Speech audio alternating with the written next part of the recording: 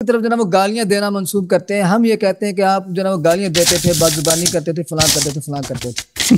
لیکن ایسا رویہ آپ پیش کر رہے ہیں نبی کریم صلی اللہ علیہ وسلم کا کہ آپ کہہ رہے ہیں کہ دعو انی, دفع ہو جاؤ یہاں سے, نکل جاؤ یہاں سے. کیا یہ اخلاق نبوت ہے؟ قوموا انی, کیا یہ آپ کا اخلاق تھا؟ کیا یہ نبی کریم صلی اللہ علیہ وسلم کا اخلاق تھا ایسا کہ جس میں آپ کے اتفاق کرنے والے, آپ کی بات کو ماننے والے اور نہ ماننے والے سب کو آپ نے نکال دیا؟ کیا یہ آپ کا اخلاق تھا؟ حدیث آپ کی ہے نا ہماری, جو آپ کی بات مان رہی حدیث آپ کی ہے. آپ کی احادیث کے اندر بھی یہی کچھ لکھا ہوا ہے, آپ کی احادیث کے اندر بھی یہی کچھ لکھا ہوا ہے, تو آپ انکار کریں نہیں لکھا ہوا. تو سب سے پہلی بات یہ کہ کیا کہتے ہیں, آپ بھی تو یہی رویہ ان کا پیش کر رہے ہیں. تو لہٰذا نبی کریم صلی اللہ علیہ وسلم ذات جو نا ایسے الزامات سے بالکل بری ذمہ, جو آپ گالی گلوچ یا جو ہمارے ہاں بےہودہ باتیں ان کے سبہ کمانا یا شتامہ کمانا وہ مراد لے رہے ہیں, ایسا نہیں ہے. آپ کا غصے ہونا, آپ کا کسی بات پہ ناراض ہونا, یا آپ کا کسی کو ناراض ہو کر بد دعا دے دینا, اس سے یہ چیزیں مراد ہیں.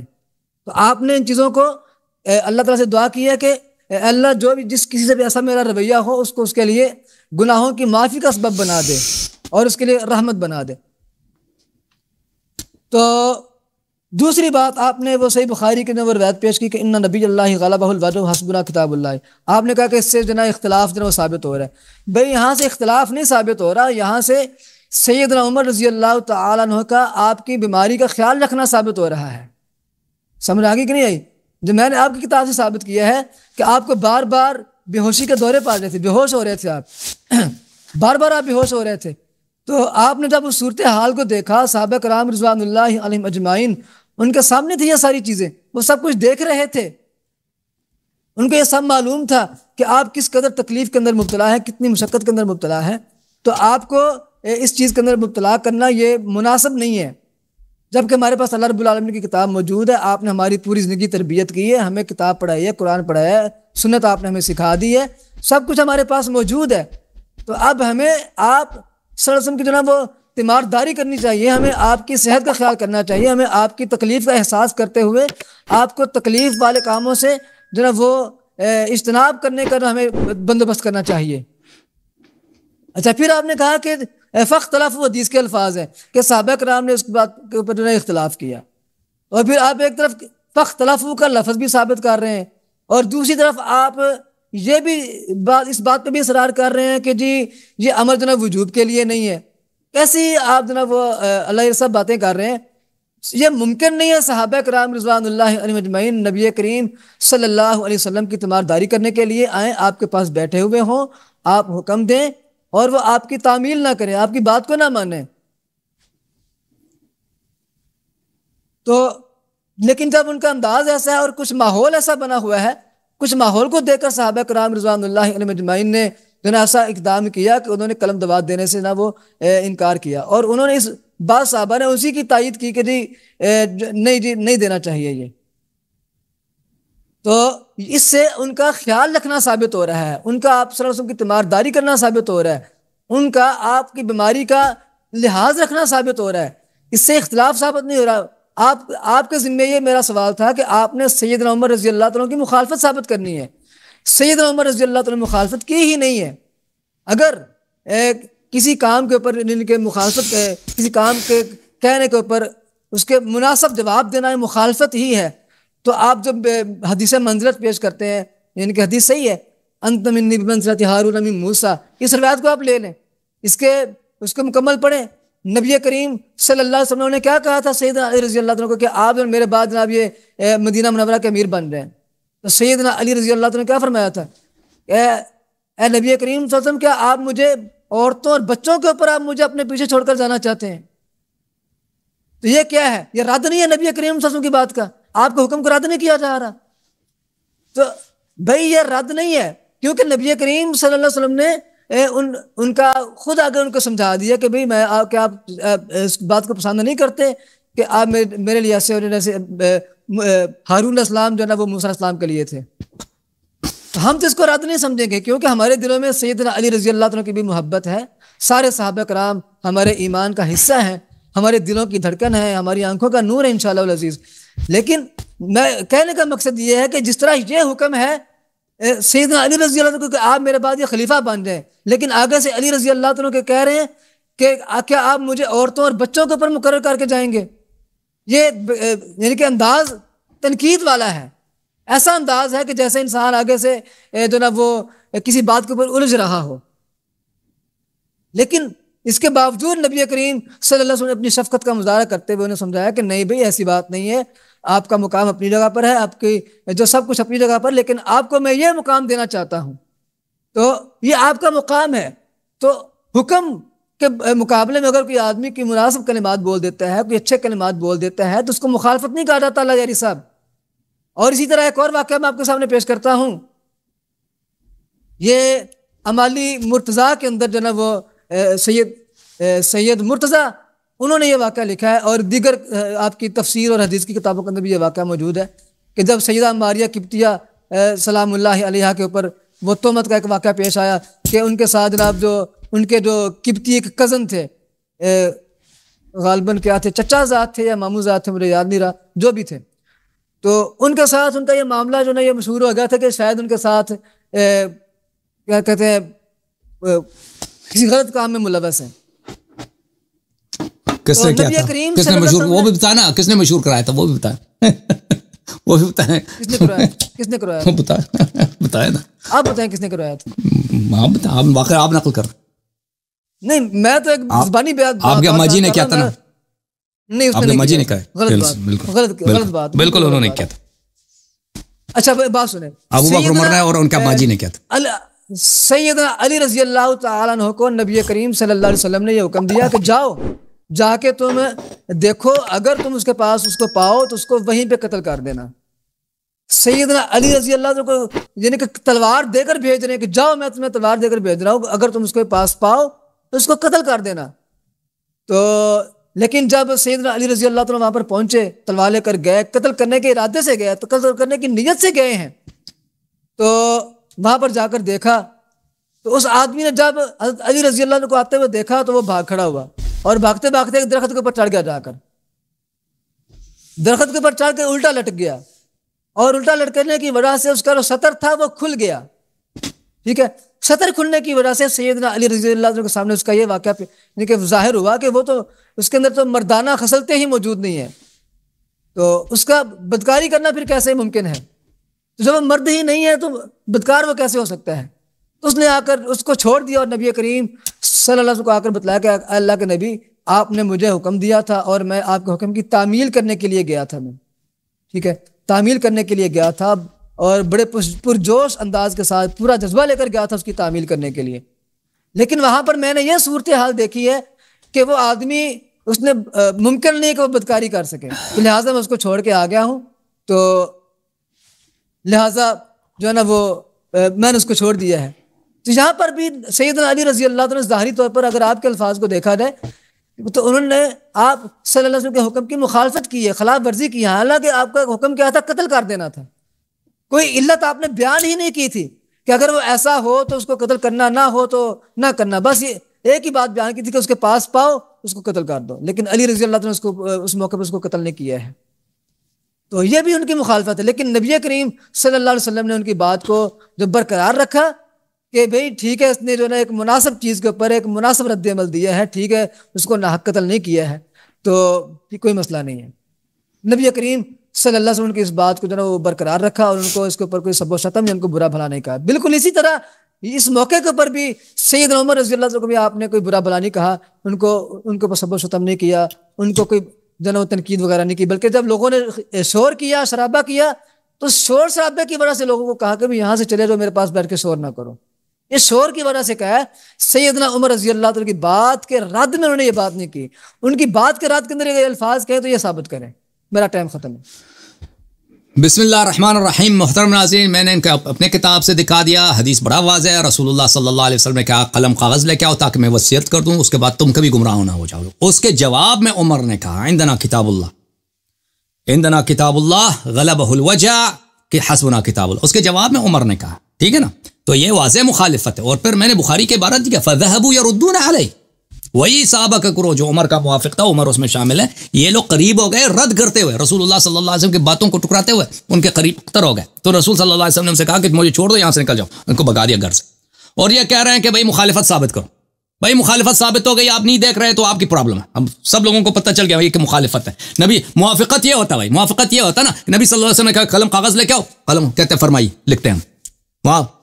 بھلے موافقت یہ ہوتا، مخالفت یہی ہے کہ کتاب اللہ کافی ہے، یعنی اس کاغذ کی ضرورت نہیں ہے.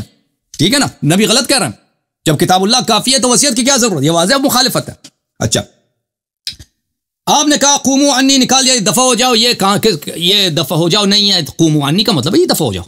قوموا عنی، یہاں سے نکل جاؤ، بھاگ جاؤ یہاں سے.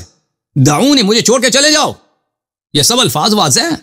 آپ کہہ رہے ہیں کہ بھئی یہ تذلیل نہیں، کیوں یہ بے عزتی ہے، یہ تذلیل ہے، ان کو ذلیل کر کے گھر سے نکال دیا. اچھا آپ نے خود، آپ کے اپنے الفاظ تھے شیخ صاحب، آپ کے امی جان نے روایت کی ہے کہ 2 آدمی آئے نبی صلی اللہ علیہ وسلم کے بعد، نبی صلی اللہ علیہ وسلم نے ان کو برا بلا کہا. یہ میرے الفاظ نہیں، آپ نے خود کہا برا بلا کہا ہے. ٹھیک ہے نا.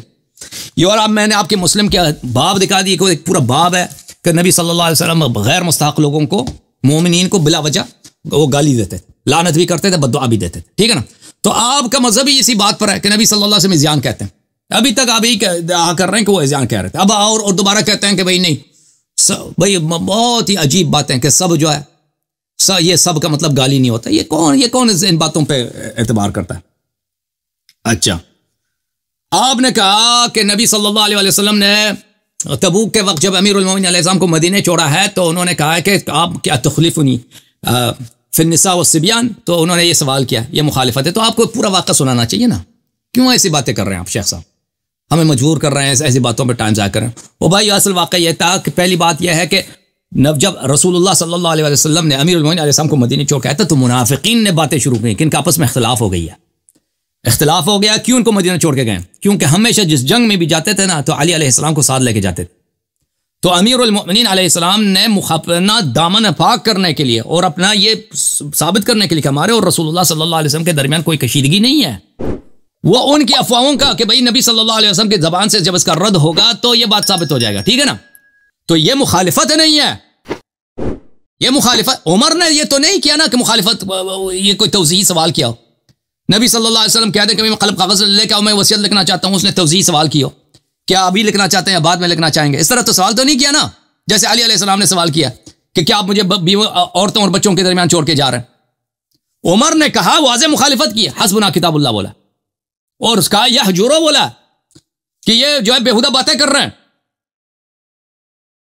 پھر آپ نے عمالی منتزع کا جو حوالہ دیا بھائی، اس کا پورا واقعہ کیوں آپ نے پڑھا ہے شیخ صاحب؟ ادھر دیکھو وہ حدیث آپ نے پڑھی ہے ویسے حافظ، یہ دیکھو وہ واقعہ جو ہے اس طرح، یہ ہماری کتابوں میں یہ واقعہ لکھا ہے. اس میں یہ ہے کہ جب رسول اللہ صلی اللہ علیہ وسلم کو امیر المومنین علیہ السلام کو بھیجا، خود معک سیف ذوالفقار، وہاں پہ چلے جاؤ اور شخص کو پالو تو اس کو قتل کرو.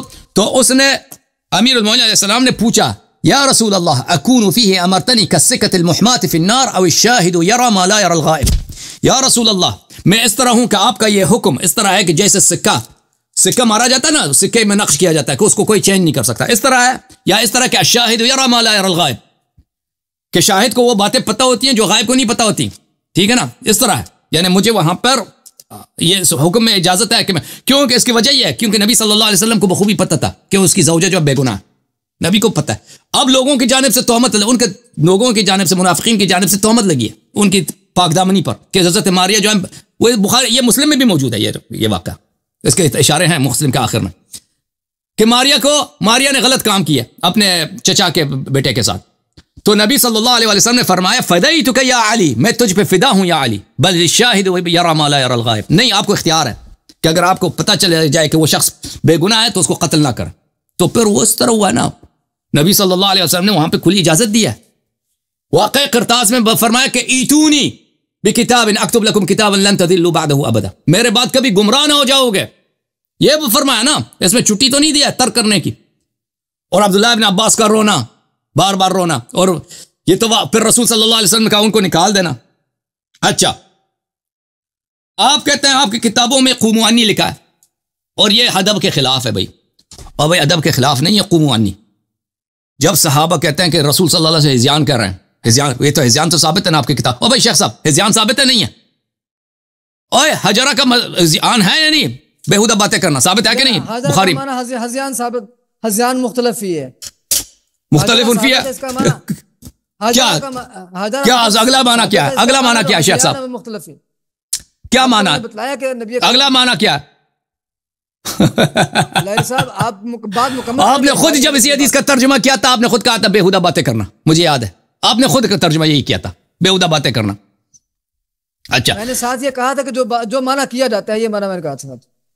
माना वो मैं आपको बता देता हूं भाई, इसका कोई और माना है ही नहीं। हज़ियान के अलावा मुहक्किकीन उलमा के नजदीक यहां पर कोई माना है ही नहीं, सिर्फ वही माना। ठीक है ना, मैं आपको बता देता हूं, ये तो इसके दलाइल हमारे पास बहुत हैं, मैं सिर्फ एक ही दलील आपको दिखा देता हूं, वो काफी है। ये किताब है मुस्नद अहमद इब्न हंबल, जिल्द नंबर 3, मुलाहिजा करें हदीस नंबर 1935।